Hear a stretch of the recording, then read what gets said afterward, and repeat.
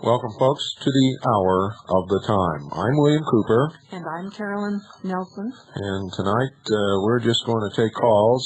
I wonder how many of you out there listen to the Larry King show on CNN tonight. What a parade that was. If you've been watching the newspaper, and if you've been paying attention to the news on television, and specifically CNN, and then again tonight, Larry King Live, then if you're observant, you notice a pattern beginning to take form. And we're going to talk about exactly what that pattern is and exactly what it's going to mean for us in the future. So that's the subject for tonight. Don't sway away from the subject, folks. Let's try to stick to it. I want to make your calls, I want you to make your calls as short and to the point as possible so that we don't have one or two people taking up 30 minutes of program time. So get ready, think, folks, and start calling in.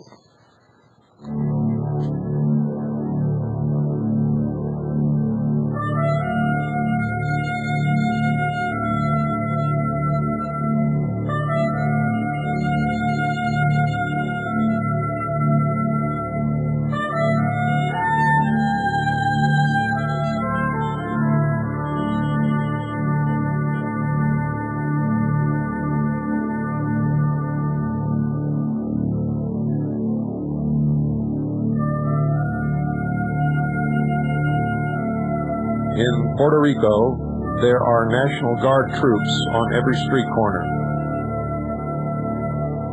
The mayor of the Federal District of Columbia, Washington, D.C. is calling for National Guard troops as law enforcement officers.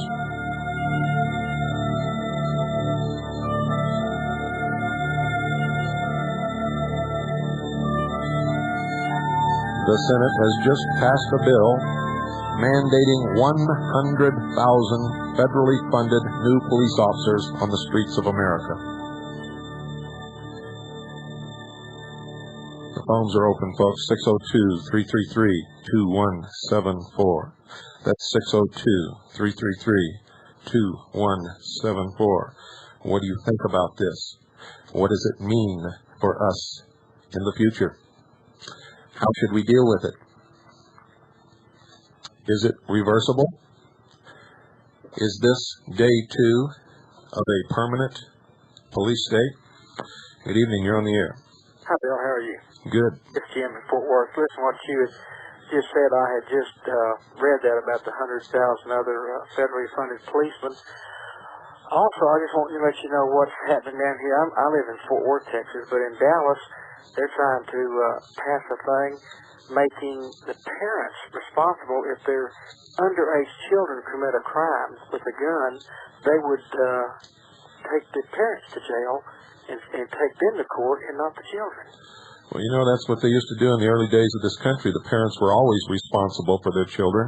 And in my estimation, part of what's wrong today is the parents are no longer responsible for anything, and neither are the children. There's no accountability on either end. Everybody tries to blame society, and it's like our government. We're the government. It's not somebody else. That's right, and ultimately we are responsible. That's right. Well, I'm very concerned about what's happening. I was talking to my brother-in-law, who's a policeman in this area, he's real concerned about even the 5-day waiting period. He said, it sounds good, but he said the bottom line, it won't do one thing except give away some more of our constitutional rights.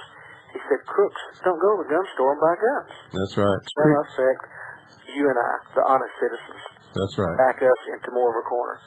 You're absolutely correct. In this country now, if a child commits murder and one of the parents spanked that child, the parents could be charged with child abuse in many areas of the country. Were you aware of that? Yes.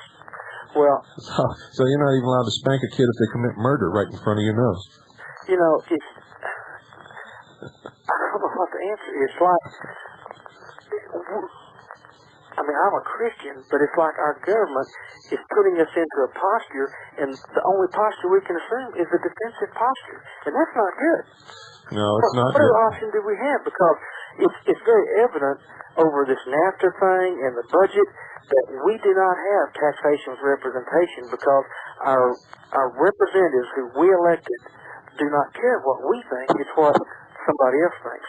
Well, that's because we have proven to them that no matter what they do, we're still going to reelect them and send them back because we don't remember and we don't care.